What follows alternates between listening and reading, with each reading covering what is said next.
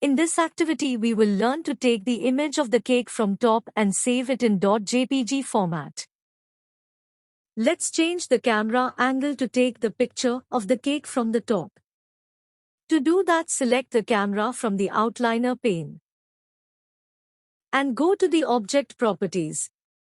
Put the values of location X and Y as 0.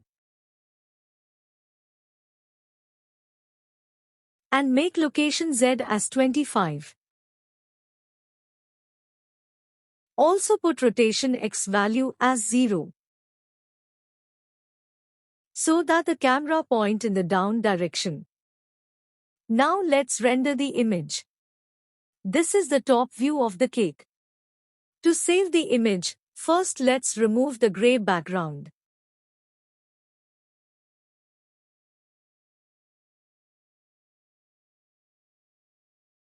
Select Film and tick the transparent.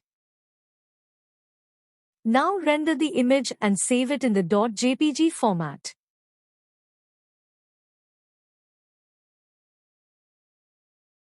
Let's name it as Cake Top View.